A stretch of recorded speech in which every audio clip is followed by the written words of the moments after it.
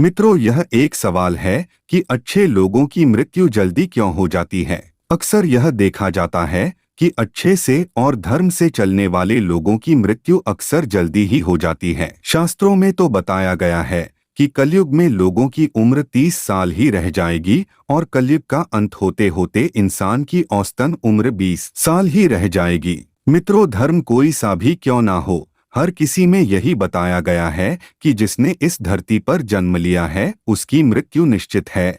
और अगर बात सनातन धर्म की करें तो इसकी एक मान्यता के अनुसार बच्चे के जन्म की छठी रात ही ब्रह्मा जी उसकी किस्मत लिख देते हैं, जिसमें उसके आने वाले कल जैसे विवाह, पढ़ाई, नौकरी, यहाँ तक कि मृत्यु की तारीख तक शामिल होती है। यह निर्णय तो भगवान ही करते हैं कि किसकी उम्र कितनी है। आपने यह कहावत भी जरूर सुनी होगी कि जितनी चाबी भरी राम ने उतना चले खिलौना। दोस्तों, इस कहावत में साफ है कि किसकी मृत्यु कब होनी है यह तो भगवान ही तय करते हैं। वैसे तो अच्छे लोगों की मृत्यु जल्दी हो जाने के पीछे कई कारण हैं, लेकिन पहला कारण समझने के लिए आपको यह जानना होगा कि हम जो कुछ भी इस जन्म में करते हैं उसका जवाब हमें ऊपर यमराज को देना होता है। अगर उसके पाप का पलड़ा भारी होता है तो उसे नरक में यातनाएं काटनी पड़ती हैं, और अगर पुण्य का पलड़ा भारी हो तो उसे स्वर्ग का सुख मिलता है।